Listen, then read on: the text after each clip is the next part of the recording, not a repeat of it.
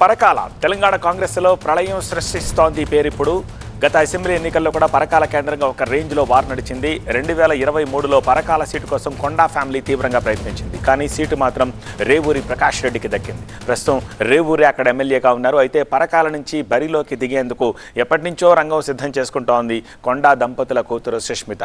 కానీ పరకాల పర్యటనలో మళ్లీ రేవూరే పోటీ చేస్తారని సీఎం రేవంత్ ప్రకటించడంతో ఒక్కసారిగా పరకాల రాజకీయం భగ్గుమంది. బర్త్డే సందర్భంగా మీడియా ముందుకొచ్చిన కొండా సుష్మిత హై వోల్టేజ్ కమెంట్స్ తోటి పరకాలలో బ్లో అవుట్ పేల్చారు. టీ కాంగ్రెస్లో కాకరేపుతోంది పరకాల పంచాయతీ. పరకాలలో మళ్లీ రేవూరి పోటీ చేస్తారని ఇటీవల రేవంత్ ప్రకటించారు. పరకాలలో పోటీ చేసేది గెలిచేది కూడా నేనే అంటున్నారు సుష్మిత. దమ్ముంటే రేవూరితో రాజీనామా చేయించి మళ్లీ గెలిపించుకోవాలని సవాల్ విసిరారు. కాంగ్రెస్ టికెట్ ఇచ్చినా ఇవ్వకున్నా పోటీ చేస్తానన్న కొండా సుష్మిత టైం వచ్చినప్పుడు కొండా సుష్మితకు కౌంటర్ ఇస్తానంటున్నారు రేవూరి. సుష్మిత వ్యాఖ్యలపై వివరణ కోరతామంటున్నారు మల్లు రవి. పార్టీ ప్రజాస్వామ్యం పేరుతో హద్దులు దాటద్దని మల్లు రవి వార్నింగ్ ఇచ్చారు. పరకాలలో పోటీ చేసేది గెలిచేది తానే అంటున్నారు కొండా సుష్మిత. రేవూరికి దమ్ముంటే రాజీనామా చేసి ఇప్పుడు మళ్లీ గెలవాలి అని సవాల్ విసిరారు.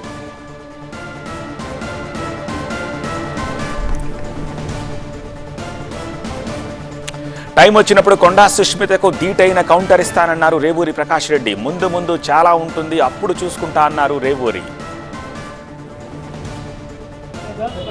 वाटी जवाब मुंह तोड़ के जवाब देने वाला है हमारा साथ में खैरो भैया నా మీద కామెంట్ చేసిన దానికైతే నేను ఒకటే చెప్పదలుచుకున్నాను. ఎవరి విఘ్నతతో వాళ్ళకే వదిలిపెడుతున్నా. I don't want to be comment అన్న. ఎందుకంటే నేను 93 నుండి రాజకీయాలలో ఉన్నా. దీంట్లో చాలామంది 20-25 సంవత్సరాలు కూడా జర్నలిజంలో ఉన్న వాళ్ళు తెలుసు. వాళ్ళందరికీ నా నేచర్ తెలుసు. ఎప్పుడు నేను నా స్థాయి నేను తగ్గించుకోను. ఇప్పుడు పాలిటిక్స్లో ఎట్లుంటుందంటే ఒక మనిషి ఈక్వలైజ్ కావాలంటే ఈ స్థాయికి రావాలి అని అంటే డెవలప్మెంట్ తోటైనా రావాలి, లేకుంటే ఇంకో రకంగా రావాలి. అది వరంగల్ జిల్లా ప్రెస్ వాళ్ళందరికీ తెలుసు ఎవరు ఎట్లా రాజకీయం చేసిందో. ఇది అంతకన్నా మీకు జవాబు అవసరం లేదనుకుంటా. రేవంత్ ప్రతిష్టను దెబ్బతీసేలా సుష్మిత వ్యాఖ్యలున్నాయన్నారు మల్లు రవి. సుష్మిత వ్యాఖ్యలపై వివరణ కోరతామన్నారు. పార్టీలో స్వేచ్ఛ ఉందని, హద్దులు దాటితే ఊరుకునేది లేదని హెచ్చరించారు మల్లు రవి. సుష్మితా పటేల్ గారు ఏం మాట్లాడారో పూర్తి మాట్లాడే పాటను తెప్పించుకొని చూసి ఒకవేళ ఈ రకంగా మీరు చెప్పినట్టుగా మాట్లాడి ఉంటే తప్పనిసరిగా క్రమశిక్షణ చర్యలు తీసుకోవటం జరుగుతుంది. ఈ వ్యాఖ్యలను పూర్తిగా ఖండిస్తున్నారు. ఒక ముఖ్యమంత్రి, కాంగ్రెస్ పార్టీ ముఖ్యమంత్రి కళ్ళు నెత్తికొచ్చి దోచుకుంటున్నారని ఏ రకమైన మాటలు మాట్లాడారంటే మీరు మాట్లాడటం ద్వారా ఒక ప్రతిపక్ష నాయకుడు కూడా మన మీద మాట్లాడినంత పెద్ద విధంగా మాట్లాడారు. కాబట్టి బహిరంగంగా మీడియాలో ఈ రకంగా మాట్లాడటం వల్ల కాంగ్రెస్ పార్టీ ముఖ్యమంత్రి ఇమేజ్ దెబ్బతిన్నదంటే కాంగ్రెస్ పార్టీ ఇమేజ్ కూడా దెబ్బతింది. అందరూ మాట్లాడే అవకాశం ఇస్తాం. దానికి ఒక పద్ధతి ఉంటుంది. ఆ పద్ధతి దాటి మాట్లాడితే వాళ్ళందరి మీద యాక్షన్ తీసుకోవటం జరుగుతుంది. ఆ పూర్తి పాఠాన్ని తెప్పించుకొని చూసి ఏం చర్యలు తీసుకుంటానో మీకు చెప్తాను. వరంగల్ నుంచి మా ప్రతినిధి పెద్దేశ్ మరింత సమాచారం అందించేందుకు లైవ్లో సిద్ధంగా ఉన్నారు. పెద్దేశ్, కొండా సుష్మిత వ్యాఖ్యలు ఇటు పార్టీలోనూ లోకల్గా కూడా ప్రకంపనలు సృష్టిస్తోన్న నేపథ్యంలో సుష్మిత వ్యాఖ్యల పట్ల తల్లిదండ్రులు ఇంతవరకు రియాక్ట్ అయినట్టు కనిపించలేదు. ఏమనుకుంటున్నారు, ఏం జరుగుతోంది అక్కడ? ఎస్, ఇప్పటివరకైతే మొన్న సీఎం పర్యటన తర్వాత నుంచి ఇప్పటివరకైతే కొండా సురేఖ వరంగల్ పర్యటనలో ఎక్కడ కనిపించడం లేదు. ఆ మాటకొస్తే రాష్ట్ర ప్రభుత్వం సంబంధించినటువంటి కార్యక్రమాలలో కూడా ఇక్కడ పాల్గొనలేదు. ఆమె చెప్తున్నటువంటి ప్రధాన కారణం వాళ్ళ మదర్కు బాగాలేదనే కారణం చూపుతూ ఆ రోజు నుంచి కూడా దూరంగా ఉంటున్నారు. కానీ ఈరోజు కొండా సుష్మిత పటేల్ చేసినటువంటి వ్యాఖ్యలు మాత్రం ఒక్కసారిగా కాంగ్రెస్ పార్టీలో పెద్ద ప్రళయాన్ని సృష్టించాయి. సో వరంగల్ ఉమ్మడి జిల్లాకు సంబంధించినటువంటి నాయకులు కూడా రియాక్ట్ అవుతున్నారు. కొద్దిసేపటి క్రితమే పరకాల ఎమ్మెల్యే మాట్లాడారు. సేమ్ టైంలో వర్ధన్నపేట ఎమ్మెల్యే కూడా కేఆర్ నాగరాజ్ కూడా మీడియాతో మాట్లాడుతూ ఖచ్చితంగా ఇది అంటే పార్టీకి, ప్రభుత్వానికి చాలా నష్టం కలిగించేటువంటి వ్యాఖ్యలు. అసలు ఆమె ఏ హోదాతో మాట్లాడారు, ఆమెకు పార్టీలో అసలు సభ్యత్వమే లేదు అంటూ కూడా వాళ్ళు వ్యాఖ్యలు చేశారు. ఒక మంత్రి కూతురుగా ఆమెకు ఉన్నటువంటి అర్హత మినహా అంతకు మించి ఆమెకు ఏ అర్హత ఉందని చెప్పి ఇలాంటి వ్యాఖ్యలు చేశారని చెప్పి కూడా ప్రశ్నించారు. దీనిపైన పార్టీ ఖచ్చితంగా క్రమశిక్షణ చర్యలు తీసుకోవాల్సిందే, తీసుకునేలా చేస్తామని చెప్పి కూడా చెప్తున్నారు. ఎందుకంటే ఒక తండ్రి తన తండ్రి వయసు కలిగినటువంటి నాయకుడిని పట్టుకొని ఇలాంటి వ్యాఖ్యలు చేయడం ఇది చాలా దారుణమని చెప్పి కూడా కాంగ్రెస్ పార్టీ నాయకులు అయితే చెప్తున్నారు. ఇది పార్టీకి అదేవిధంగా ప్రభుత్వానికి కూడా చాలా నష్టం కలిగించే విధంగా ఉంది అని చెప్తున్నారు. అయితే తర్వాత మనం ఆ కొండా సుష్మితా పటేల్తో కూడా మాట్లాడడం జరిగింది. సుష్మితా పటేల్ ఎందుకు ఇలాంటి వ్యాఖ్యలు చేయాల్సి వచ్చిందనే దానిపైన ఆమె పైన క్లారిటీ తీసుకునే ప్రయత్నాలు చేసిన సందర్భంలో కూడా ఆమె చేసినటువంటి వ్యాఖ్యలకు కట్టుబడి ఉన్నానని చెప్పారు. ఎందుకంటే తన తండ్రికి ఎమ్మెల్సీ టికెట్ ఇస్తానని చెప్పి నేరుగా రేవంత్ రెడ్డి తన ఇంటికి వచ్చి అష్యూరెన్స్ ఇచ్చారు. కానీ తన తండ్రికి ఆ ఎమ్మెల్సీ టికెట్ ఇవ్వకుండా మోసం చేశారని చెప్పి ఆమె తన ఆగ్రహాన్ని వ్యక్తం చేశారు. అదేవిధంగా పరకాల విషయంలో కూడా అంటే కాంగ్రెస్ పార్టీలో ఒక లైన్ ఉంటుంది. కాంగ్రెస్ పార్టీ ఆ లైన్ దాటి రేవంత్ రెడ్డి ఏకంగా రేవూరి ప్రకాష్ రెడ్డి టికెట్ 2 సంవత్సరాల ముందే ప్రకటన చేశారు. కాంగ్రెస్ పార్టీకి ఉన్నటువంటి లైన్ తెలియక ఇలాంటి ప్రకటన చేశారు. ఖచ్చితంగా తను రియాక్ట్ కావాల్సి వచ్చిందని చెప్పి ఆమె చెప్తున్నారు. కాంగ్రెస్ పార్టీ విధానం ఏ విధంగా ఉందో తెలియకుండా రేవంత్ రెడ్డి ప్రకటన చేశారు. రేవంత్ రెడ్డి ఎలా ప్రకటన చేస్తారు, ఏకంగా రేవూరి ప్రకాష్ రెడ్డి టికెట్ ఆయన ఎలా ప్రకటిస్తారని చెప్పి ఆమె వ్యాఖ్యలు చేయడం జరిగింది. సేమ్ టైంలో రాష్ట్రంలో అచ్చం కాంగ్రెస్ వర్సెస్ పచ్చ కాంగ్రెస్ అనే పరిపాలన నడుస్తుంది. టీడీపీ నుంచి కాంగ్రెస్ పార్టీ తీర్థం పుచ్చుకున్నటువంటి ఎవరైతే నాయకులు ఉన్నారో రేవంత్ రెడ్డి వెంట నడిచే నాయకులకు ప్రథమంగా వారికి ప్రాధాన్యత ఇస్తున్నారు. కాంగ్రెస్ పార్టీలో సీనియర్స్గా ఉన్నటువంటి నాయకులకు ఏమాత్రం గౌరవం లేదు, వారికి పట్టించుకోవడం లేదు, వాళ్ళ పనులు కావడం లేదు. అధికార పార్టీలో ఉన్నటువంటి ప్రజాప్రతినిధులు కూడా కాంగ్రెస్ పార్టీకి సంబంధించినటువంటి నాయకుల పట్ల వివక్ష చూపుతున్నారని చెప్పి ఆమె ఆరోపణలు చేశారు. సేమ్ టైంలో పరకాల సీటు ఎవరైతే సీఎం ప్రకటించారో ఆ సీటు దమ్ముంటే ఇమ్మీడియట్గా 2 సంవత్సరాల దాకా ఎందుకు ఇప్పుడు రాజీనామా చేసి వచ్చినా తెచ్చుకోవడానికి తాను రెడీ అని చెప్పి ప్రకటన చేసిన నేపథ్యంలో ఆమె వ్యాఖ్యలకు తాము స్పందించాల్సిన అవసరం లేదు అని కూడా రేవూరి ప్రకాష్ రెడ్డి అయితే కొట్టిపారేశారు. ఆమె వయసుకు కూడా మించి మాట్లాడుతున్నారు, ఆమెకు అవగాహన రాహిత్యంతో ఇలాంటి వ్యాఖ్యలు చేస్తున్నారని చెప్పి ప్రకటన చేశారు. దీనిపైన ఇప్పటికే పార్టీ క్రమశిక్షణ సంఘం కూడా ఎలాంటి చర్యలు తీసుకోవాలని దానిపైన కసరత్తు చేస్తుంది. సో పార్టీ అధిష్టానం దీనిపైన ఖచ్చితంగా త్వరలోనే ఒక నిర్ణయం తీసుకుంటుంది. పూర్తి సారాంశం చూసిన తర్వాత తగు చర్యలు ఉంటాయని చెప్తున్నారు. కాంగ్రెస్ పార్టీ శ్రేణులంతా కూడా అంటే ఈమె ఈరోజు కొండా సురేఖ బర్త్డే సందర్భంగా ఇలాంటి వ్యాఖ్యలు చేశారు. అది కూడా పరకాల గడ్డ నుంచే నెక్స్ట్ వచ్చే ఎన్నికల్లో పోటీ చేస్తానని చెప్పి ఆమె ప్రకటన చేస్తూ పదే సోషల్ మీడియాలో వేదిక కూడా చేస్తున్నటువంటి పరకాల గడ్డపైన ఈ వ్యాఖ్యలు చేశారు. కాబట్టి పరకాల ఎమ్మెల్యే సీటును టార్గెట్ చేస్తూనే ఆమె ఈ వ్యాఖ్యలు చేసినట్లు చూస్తున్నారు. కానీ పార్టీ అధిష్టానం మాత్రం దీనిపైన ఖచ్చితంగా క్రమశిక్షణ చర్యలు తీసుకోవాల్సిందే అని చెప్పి వరంగల్ జిల్లాకు సంబంధించినటువంటి నేతలంతా కోరుతున్నారు. రైట్ ప్రదేశ్. ఇక ఏపీలో మరోసారి ఎన్నికల హడావిడి మొదలు కాబోతోంది. సాధారణ ఎన్నికలు ముగిసిన దాదాపు 2 ఏళ్లకు స్థానిక పోరు జరగబోతోంది. లోకల్ బాడీస్ లో బీసీలకు 34% రిజర్వేషన్లు కల్పిస్తూ కీలక నిర్ణయం తీసుకున్న ప్రభుత్వం ఇప్పుడు వీలైనంత తొందరగా ఎన్నికలు నిర్వహించేందుకు సన్నద్ధమవుతోంది. 16వ ఆర్థిక సంఘం నిధులు తెచ్చుకోవడమే లక్ష్యంగా అక్టోబర్ నెలాఖరులోగా ఈ ఎలక్షన్స్ ప్రాసెస్ చేయాలని నిర్ణయించింది ప్రభుత్వం. అయితే ఈసారి పంచాయతీ పట్టణ పోరులో కీలక మార్పులు తీసుకొస్తోంది ప్రభుత్వం. కార్పొరేషన్లలో మేయర్, మున్సిపాలిటీల్లో చైర్మన్ ఎంపిక కోసం ప్రత్యక్ష ఎన్నికల ప్రక్రియకు శ్రీకారం చుడుతోంది. దీనికోసం చట్ట సవరణ బిల్లును అసెంబ్లీ ముందుకు తీసుకొచ్చింది. దీనిపై మాట్లాడిన మంత్రి నారాయణ చట్ట సవరణతో ప్రత్యక్ష విధానంలో ఎన్నికలు జరుగుతాయని చెప్పారు. ఇలాంటి ఎంపికతో సభ్యుల ప్రభావం మేయర్ పైన, చైర్మన్ పైన ఉండబోదన్నారు. ప్రత్యక్ష ఎన్నికలతో మేయర్, మున్సిపల్ చైర్మన్లను ఎంపిక చేయడం వల్ల చాలా ప్రయోజనాలుంటాయన్నారు నారాయణ. ఈ విధానంలో ఎన్నికైన వారికి బలమైన ప్రజామోదం ఉంటుందని చెప్పారు. అధ్యక్ష, అటు మున్సిపల్ కార్పొరేషన్స్ కానీ లేదా మున్సిపాలిటీస్ కానీ మేయర్ అయినా చైర్పర్సన్ అయినా 1986 వరకు ఇండైరెక్ట్గా ఉండేది అధ్యక్ష ఎలక్షన్స్. 1986 నుంచి 2005 వరకు డైరెక్ట్గా ఉండింది. మళ్ళా 2005 తర్వాత ఇండైరెక్ట్గా ఎలక్షన్ జరుగుతుంది అధ్యక్ష. అయితే ఇప్పుడు ఈ యొక్క అమెండ్మెంట్లో మళ్ళా డైరెక్ట్గా ఎలక్షన్స్ పెట్టేందుకు దానికోసం యాక్చువల్గా ప్రపోజ్ పెట్టాం అధ్యక్ష. ఈ డైరెక్ట్ ఎలక్షన్స్ పెట్టడంలో అనేక లాభాలు ఉన్నాయనే దాంతో చేయడం జరిగింది. ముఖ్యంగా స్ట్రాంగ్ పబ్లిక్ మ్యాండేట్ ఉంటుందని, డైరెక్ట్ మేయర్ అయినా డైరెక్ట్ చైర్పర్సన్ అయినా. అదేవిధంగా గ్రేటర్ అకౌంటబిలిటీ ఉంటుందని, అదేవిధంగా మేయర్ కానీ చైర్పర్సన్ కానీ ఎలక్షన్ కౌన్సిలర్స్ అదేవిధంగా కార్పొరేటర్స్ సెలెక్ట్ చేస్తారు కాబట్టి డైరెక్ట్ ఎలక్షన్ కాబట్టి వాళ్ళ ఇన్ఫ్లుయెన్స్ ఉండదనేది మెయిన్ అధ్యక్ష. గతంలో 1986 వరకు మేయర్, మున్సిపల్ చైర్మన్ల ఎంపికకు పరోక్ష ఎన్నికలు జరిగేవి. అయితే ఆ తర్వాత నుంచి 2005 వరకు ప్రత్యక్ష ఎన్నికలు జరిగాయి.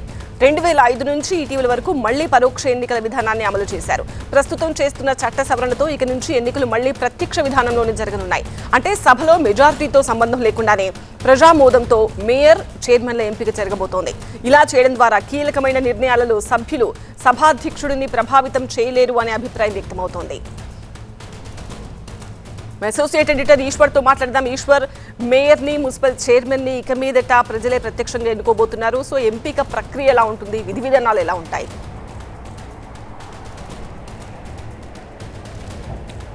ఎంపిక ప్రక్రియ చాలా స్పష్టంగా ఉంటుంది. ఎలక్షన్స్లో కార్పొరేటర్కి ఒక ఓటు, మేయర్కి ఒక ఓటు వేయాల్సి ఉంటుంది. ఆ విధంగా డైరెక్ట్ ఎలక్షన్ జరగబోతోంది. దీనికోసం ప్రభుత్వం కేవలం రాష్ట్ర ప్రభుత్వం తీసుకున్న నిర్ణయమే కాదు, ఇది నీతి ఆయోగ్ ఏదైతే దేశానికి సంబంధించి అడ్వైజర్స్ ఇట్లాంటి కీలకమైన రిఫార్మ్స్ని తీసుకురావడంతో పాటు ఒక సుస్థిరమైన పాలన అందించేందుకు రికమెండేషన్స్ చేస్తున్న నీతి ఆయోగ్ ఈ రికమెండేషన్ చేసింది. ఈ విధంగా డైరెక్ట్ ఎలక్షన్ పెట్టడం ద్వారా అకౌంటబిలిటీ పెరుగుతుంది, స్థిరమైన నాయకత్వం ఉంటుంది. ఎందుకంటే ఆ కన్సిస్టెన్సీ లేకపోతే, ఆ స్టెబిలిటీ లేకపోతే చాలా తీవ్రమైన డెవలప్మెంట్కి సంబంధించి ఇబ్బందులు ఎదురవుతున్నాయి అనేది నీతి ఆయోగ్ గుర్తించింది. అదే సమయంలో కంటిన్యూటీ కూడా ఉంటుంది. సో ఆయనే ఒకే మేయర్ కంటిన్యూగా 5 ఏళ్ల పాటు కొనసాగే అవకాశం ఉంటుంది. కాబట్టి అభివృద్ధి పనులకి ఆటంకం కలగకుండా ఉంటుందన్నది ప్రధానమైన సిఫార్సు. అయితే దీనికి ఆ మేయర్కి డైరెక్ట్గా ఎలక్ట్ అవుతాడు కాబట్టి ఆయనకి ఎగ్జిక్యూటివ్ పవర్స్ ఉంటాయా లేదా అన్న దాని మీద ఇప్పటికైతే ఆంధ్రప్రదేశ్ ప్రభుత్వం ఈరోజు అసెంబ్లీలో పెట్టిన బిల్లు అయితే దానికి సంబంధించి క్లారిటీ అయితే ఇవ్వలేదు. అయితే నీతి ఆయోగ్ చెప్పింది మాత్రం గవర్నర్కి ఎవరైతే మేయర్ ఎన్నికైతారో ఆయన నేరుగా ఎన్నికయ్యే మేయర్కి ఎగ్జిక్యూటివ్ పవర్స్ ఇవ్వాలి అన్నది నీతి ఆయోగ్ రికమెండేషను. ఆ ఎగ్జిక్యూటివ్ పవర్స్ ఇవ్వడం ద్వారా కమిషనర్కి కూడా మేయర్ కనుసన్నల్లోనే పనిచేసే అవకాశం ఉంటుంది. కాబట్టి ప్రధానంగా ఫైనాన్షియల్గా డెసిషన్ తీసుకునే అవకాశం మేయర్కి లేకపోతే ఆయన సిటీ లీడర్గా ముందుకు వెళ్ళలేరు. ఫైనాన్షియల్తో పాటు పొలిటికల్ డెసిషన్స్ని తీసుకునే స్వేచ్ఛ ఆ మేయర్కి ఉండాలి. సో అప్పుడు మాత్రమే దీనికి ఈ డైరెక్ట్ ఎలక్షన్కి అర్థవంతమైన సందేశం ఉంటుంది అన్నది నీతి ఆయోగ్ చెప్పింది. అయితే దానికి సంబంధించి ప్రభుత్వం ఈరోజు పెట్టిన బిల్లులో మాత్రం ఎగ్జిక్యూటివ్ పవర్స్ ఉంటాయా, కమిషనర్ ఎవరైతే ఇప్పుడు ఎగ్జిక్యూటివ్ పవర్స్ని ఎక్సర్సైజ్ చేస్తున్నారో కార్పొరేషన్స్లో కావచ్చు లేకపోతే మున్సిపాలిటీలో కావచ్చు, ఇప్పుడు ప్రస్తుతం ఒక మేయర్ కానీ లేకపోతే చైర్పర్సన్ కానీ ఒక సింబాలిక్ పోస్ట్ లాగానే మిగిలిపోయింది. అది కేవలం వాళ్ళు కౌన్సిల్ నిర్వహించడానికి మాత్రమే వాళ్ళకి అధికారం ఉంటుంది. ఆ తర్వాత నిర్ణయాలు తీసుకునే అధికారం కావచ్చు, లేకపోతే అది ఫైనాన్స్కి సంబంధించి ఏ హెడ్స్కి అంటే ఏ డిపార్ట్మెంట్స్కి ఎంత పద్దులు ఇవ్వాలి, డ్రింకింగ్ వాటర్కి సంబంధించి కావచ్చు, సెవరేజ్కి సంబంధించి కావచ్చు, కొత్త రోడ్ల నిర్మాణానికి సంబంధించి కావచ్చు, ఇట్లాంటి అధికారాలన్నీ కమిషనర్కి వెస్ట్ అయి ఉంటాయి. సో కమిషనర్కి అవి అధికారాలు ఉన్నంత వరకు డైరెక్ట్ మేయర్కి ఎగ్జిక్యూటివ్ పవర్స్ లేకపోతే అది డైరెక్ట్ ఎన్నిక పెట్టినా కూడా వేస్టే అన్నది నీతి ఆయోగ్ రికమెండేషన్. సో దాని మీద ప్రభుత్వం మరింత క్లారిటీ రాబోయే రోజుల్లో ఇచ్చే అవకాశం ఉంటుంది. అయితే ఈసారి ఎలక్షన్స్ మాత్రం ఖచ్చితంగా మున్సిపాలిటీల్లో కావచ్చు, కార్పొరేషన్లో కావచ్చు డైరెక్ట్ ఎలక్షన్ ఉండబోతోంది. డిప్యూటీ మేయర్ అయితే మాత్రం ఎన్నికైన కార్పొరేటర్లు కావచ్చు, కౌన్సిలర్లు కావచ్చు డిప్యూటీ మేయర్ని ఎన్నుకుంటారు. సో ఆ ఎగ్జిక్యూటివ్ పవర్స్ మాత్రం ఎవరు ఎట్లా వెస్ట్ అవుతాయి, మేయర్కి ఎంత మేయర్ ఉంటాయి అన్నది మాత్రం ఇంకా స్పష్టం చేయాల్సిన అవసరం అయితే కనిపిస్తుంది. Over to studio. Right Eshwar. Telangana ప్రభుత్వంపై ప్రతిపక్షాలు విమర్శల దాడిని తీవ్రతరం చేశాయి. ఇప్పటికే 22A వివాదం పీక్ స్టేజ్ కి చేరుకుంది. ప్రభుత్వం క్లారిటీ ఇస్తున్నా ఇదంతా మంత్రి సీఎం కనుసన్నల్లోనే జరుగుతోందని బీఆర్ఎస్ ఆరోపిస్తోంది. అంతేకాదు సీఎంకి ఈ వివాదంతో ఎలాంటి సంబంధం లేకపోతే వెంటనే మంత్రి పొంగులేటిని బర్తరఫ్ చేయాలంటూ డిమాండ్ చేస్తున్నారు మాజీ మంత్రి హరీష్. ఇక ఫీజు రియంబర్స్మెంట్ విషయంలో బీజేపీ విమర్శల దాడి పెంచింది. ప్రభుత్వం ఫీజు పైసలు వేయకపోవడంతో విద్యార్థులు తీవ్ర ఇబ్బందులు పడుతున్నారంటూ మండిపడ్డారు కేంద్ర మంత్రి బండి సంజయ్. మరోవైపు సనత్ నగర్ టీమ్స్ విషయంలో పరిశీలించేందుకు బయలుదేరిన బీఆర్ఎస్ నేతల్ని పోలీసులు అడ్డుకోవడం, హౌస్ అరెస్ట్ చేయడాన్ని ఆ పార్టీ ఖండించింది. అయితే ఇప్పటికీ ఈ విషయాలపై ప్రభుత్వం క్లారిటీ ఇస్తోంది. 22A విషయంలో పొరపాటు జరిగిన మాట వాస్తవమేనని, వారం రోజుల్లో అన్ని సమస్యలు పరిష్కారం అవుతాయని మంత్రి పొంగులేటి చెబుతూ వస్తున్నారు. ఇక ఫీజు పథకంలో కూడా నేరుగా విద్యార్థుల అకౌంట్లోనే పైసలు జమ అవుతాయంటోంది సర్కార్. ఫీజు రియంబర్స్మెంట్ విషయంలో యాజమాన్యాలకు ఇదే ప్రభుత్వం కట్టినేసింది వాళ్ళు చెప్తాను, మేము చెప్తాను అమ్మలే. ఫీజు రియంబర్స్మెంట్ విషయంలో యాజమాన్యాలకు వచ్చినాయి. కోర్టు మొట్టికాయలు వేసినప్పుడు మీ పైసలు వస్తలేవు. మరి కొత్త స్కీమ్స్ ఆడేశారు. నెక్స్ట్ నుంచి విద్యార్థుల అకౌంట్లో ఇస్తారట. మరి పాత బకాయి ఇస్తున్నారు కదా మీరు, ఏమైంది? ప్రజాస్వామ్యంలో ఈ విధంగా గొంతు నొక్కే ప్రయత్నం చేస్తే ఎక్కువ రోజులు నొక్కలేవు. ఎన్ని రోజులు ఆపగలుగుతావు, ఎన్ని రోజులు దాయగలుగుతావు ఆ డొల్లతనాన్ని? ఈ రోజు కాకుండా ఇంకో వారం రోజుల కన్నా ఆ డొల్లతనం బయటపడుతుంది. పొంగులేటికి రేవంత్ రెడ్డి గారికి రియల్ ఎస్టేట్ బాగా తెలుసుకోవచ్చు, కానీ బీఆర్ఎస్ నాయకులకు పోరాటాలు బాగా తెలుసు. రేవంత్ రెడ్డి నిజంగా నీకు సంబంధం లేకపోతే తక్షణమే పొంగులేటి శ్రీనివాస్ రెడ్డి బర్తరఫ్ చేయి. పొంగులేటి శ్రీనివాస్ రెడ్డి బర్తరఫ్ చేసి మొత్తం ప్రాపర్టీలు మళ్ళీ యథావిధిగా తీసుకురా. నిజం చెప్పాలంటే ఇలా A1 Revanth Reddy, A2 Ponguleti Srinivas Reddy. Budget సంబంధించి మనకి పూర్తి అప్డేట్స్ అందించడానికి మా ప్రతినిధి ప్రభాకర్ సిద్ధంగా ఉన్నారు. ప్రభాకర్, ఈ 3 అంశాల్లో విపక్షం ఆరోపణలు విమర్శలకి సర్కార్ రియాక్షన్ ఏంటి? ప్రభుత్వ పెద్దలు ఏమంటున్నారు? గవర్నమెంట్ నుంచి స్ట్రాంగ్ కౌంటర్సే వస్తున్నాయి. నిన్న పొంగులేటి దీనిపైన స్వయంగా రియాక్ట్ అయ్యారు. 22Aకి సంబంధించి ప్రెస్ మీట్ పెట్టి మరి దానిపైన వివరణ ఇచ్చాం. దాని తర్వాత హైపవర్ కమిటీని కూడా నియమించాం. ఒక 5 సభ్యులతో CCLA కమిషనర్ కమిటీ చైర్మన్గా, స్టాంప్స్ అండ్ రిజిస్ట్రేషన్స్ కమిషనర్ సభ్యులుగా 5 సభ్యులతో హైపవర్ కమిటీని కూడా ఏర్పాటు చేస్తాం. దాంతోపాటుగా వారం రోజుల్లో పూర్తి స్థాయిలో దీన్ని పరిష్కరిస్తాం. 22Aకి సంబంధించి అన్ని రిజిస్ట్రేషన్స్ ప్రారంభించామనేది ప్రభుత్వం చెప్తుంది. లేట్ ఈవినింగ్ కూడా సీఎం దీనిపైన సమీక్షించారు. 22Aకి సంబంధించి ప్రైవేట్ భూముల్లో ఒక్క గజం కూడా ఎవరికి అన్యాయం జరగదు. ప్రైవేట్ భూములు ఉన్న ప్రతి ఒక్కరికి కూడా రిజిస్ట్రేషన్స్ వెంటనే ప్రారంభించాలి. అవసరమైతే ఎక్స్ట్రా స్లాట్స్ని కూడా రిలీజ్ చేయాలి. బీఆర్ఎస్ దీన్ని ఒక పొలిటికల్ మైలేజ్ కోసం వాడుకునేలా ప్లాన్ చేస్తుంది అనేది నిన్న మంత్రులు, ఎమ్మెల్యేలు చెప్పారు. దాంతోపాటుగా ఈరోజు మేడిపల్లి సత్యం కూడా మాట్లాడారు. కాంగ్రెస్ ఎమ్మెల్యేగా ఉన్నారు.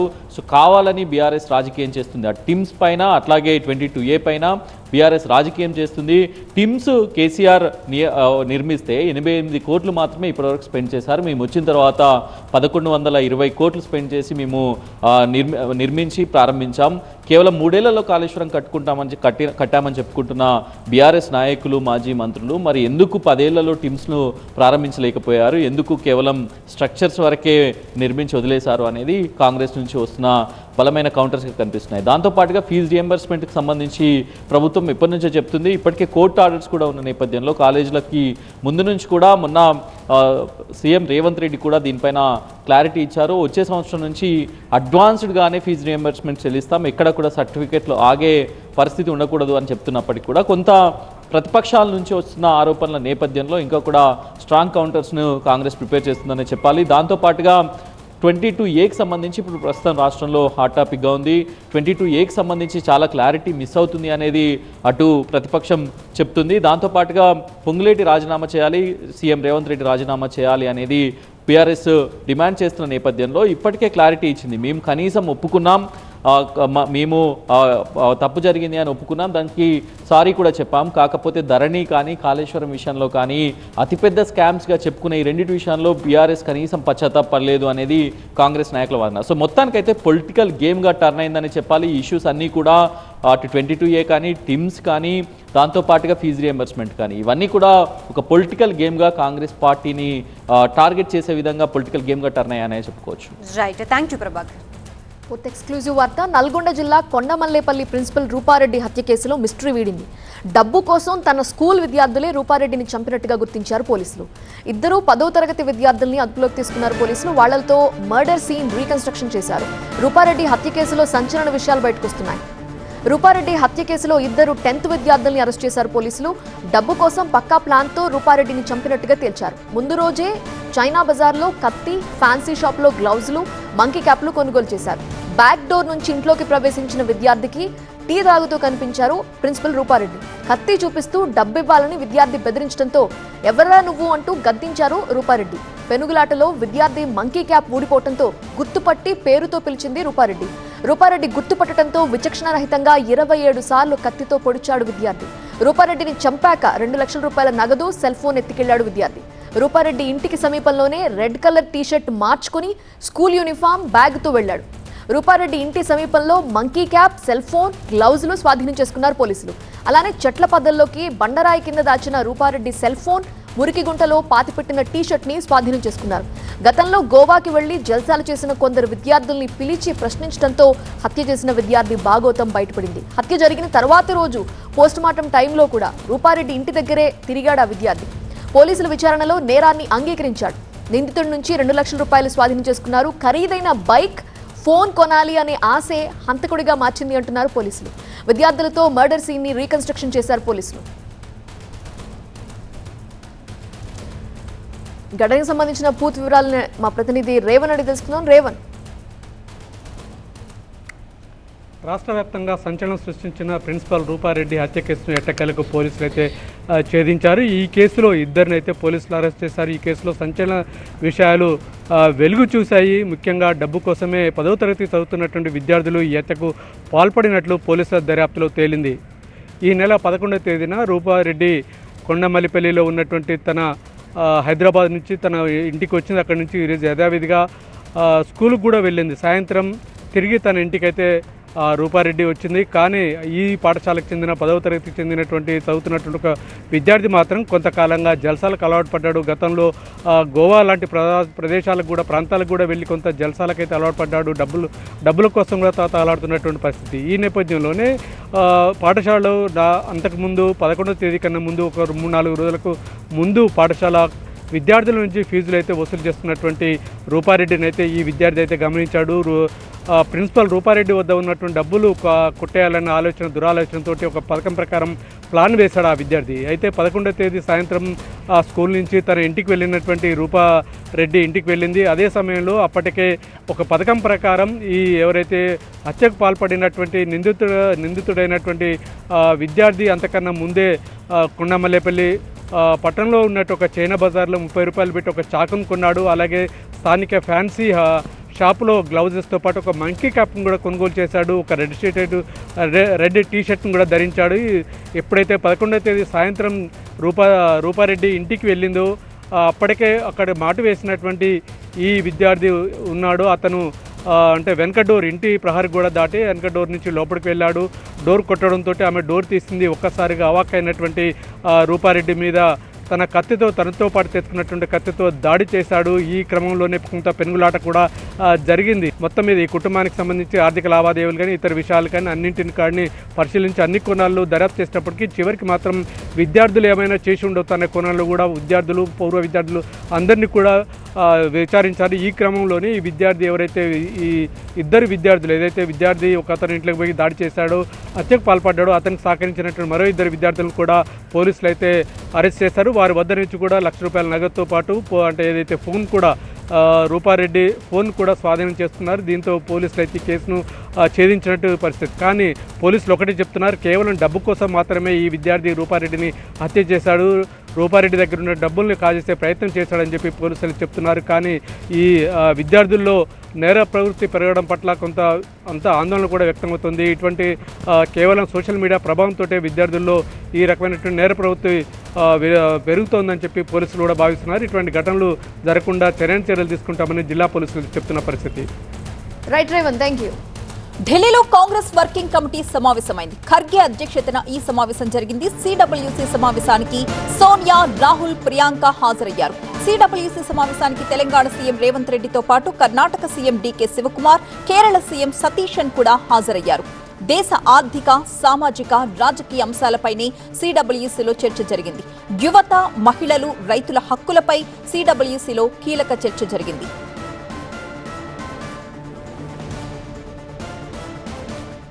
మా ప్రతినిధి గోపి లైవ్ లో సిద్ధంగా ఉన్నారు. గోపి, సిడబ్ల్యూసీ సమావేశంలో జరిగిన కీలక చర్చలకు సంబంధించిన మరిన్ని వివరాలేంటి? ప్రస్తుతం ఇంకా సిడబ్ల్యూసీ సమావేశం కొనసాగుతోంది. కాంగ్రెస్ పార్టీ అత్యున్నత నిర్ణాయక మండలి కాంగ్రెస్ పార్టీకి సంబంధించి ఏ నిర్ణయం తీసుకోవాలన్నా సిడబ్ల్యూసీ ఆమోదం తప్పనిసరి. సో ప్రస్తుతం ప్రజా ఆందోళనలకు సంబంధించిన అంశాలపైన భవిష్యత్ కార్యాచరణని కాంగ్రెస్ పార్టీ రూపొందిస్తోంది. క్షేత్రస్థాయిలో ముఖ్యంగా 3 అంశాలకు సంబంధించి ప్రధానంగా సిడబ్ల్యూసీలో ఈరోజు చర్చ అనేది జరిగింది. అది ప్రధానంగా ఒకటి విద్యార్థులు, యువతకు సంబంధించిన అంశం. విద్యార్థులు రోడ్లపైకి వచ్చి ఆందోళనలు చేయడం, యువత తమ భవిష్యత్తు గురించి ప్రభుత్వాన్ని ప్రశ్నించడం. సో ఇటీవల పార్లమెంటు వర్షాకాల సమావేశం సందర్భంగా చలో పార్లమెంట్, సో విద్యార్థులు తమ భవిష్యత్తు గురించి ప్రభుత్వాన్ని ప్రశ్నిస్తే వారిపైన దాడులు చేయడం. సో ప్రస్తుతం దేశానికి స్వాతంత్రం వచ్చి 80 ఏళ్ళు అవుతున్నా అనేక రంగాలు అభివృద్ధికి బదులుగా ఇంకా వాటి పరిస్థితి దిగజారిపోతుందని చెప్పి ఖర్గే సిడబ్ల్యూసీ సమావేశంలో ప్రారంభోపన్యాసంలో ప్రస్తావించడం జరిగింది. ఇందులో ప్రధానంగా విద్య, యువతకు సంబంధించిన ఉపాధి అవకాశాలకు సంబంధించి కాంగ్రెస్ ఒక రోడ్ మ్యాప్తో ముందుకు వెళ్లాల్సి ఉందని చెప్పి ఆయన స్పష్టం చేశారు. అలాగే అయోధ్య రామ మందిర విరాళాలకు సంబంధించిన అంశంపైన కూడా ప్రజలకు వాస్తవాలు తెలియాలి. దీనికి సంబంధించి ప్రధాని నరేంద్ర మోదీ దేశానికి క్షమాపణలు చెప్పి విరాళాల చోరీ అంశానికి సంబంధించి దీనికి సమాధానం చెప్పాలి అన్న అంశాన్ని ఆయన ముఖ్యంగా కోరుతున్న పరిస్థితి. అలాగే చైనా సరిహద్దుల్లో ఆక్రమణలకు సంబంధించిన అంశంపైన కూడా ప్రజలకు వాస్తవాలు తెలియాలంటున్నారు. సో భవిష్యత్ పోరాట కార్యాచరణకు సంబంధించిన అంశాలపైన సిడబ్ల్యూసీ నిర్ణయం తీసుకున్నట్లుగా తెలుస్తుంది. ప్రధానంగా యువత, అలాగే అయోధ్య రామ మందిర విరాళాలు, ఈ చైనా సరిహద్దుల్లో ఆక్రమణలకు సంబంధించిన అంశంపైనే ప్రధానంగా సిడబ్ల్యూసీలో చర్చించడం జరిగింది. సో భవిష్యత్ కార్యాచరణకు సంబంధించి 6:30 గంటలకి జయరాం రమేష్ అలాగే కేసీ వేణుగోపాల్ సిడబ్ల్యూసీలో తీసుకున్న నిర్ణయాల్ని మీడియాకు వెల్లడించడం జరుగుతుంది. సో క్షేత్రస్థాయిలో ప్రభుత్వం పైన ఇటు ప్రభుత్వ వ్యతిరేక విధానాలపైన అలాగే ప్రజలకు రైతులు, విద్యార్థులు, యువత, మహిళలు వీళ్ళందరికీ మద్దతుగా ఎటువంటి పోరాట కార్యాచరణతో ముందుకు వెళ్ళాలి అన్న అంశాలకు సంబంధించిన ప్రకటన ఈరోజు కాంగ్రెస్ పార్టీ చేయబోతోంది. Right, thank you Gopi.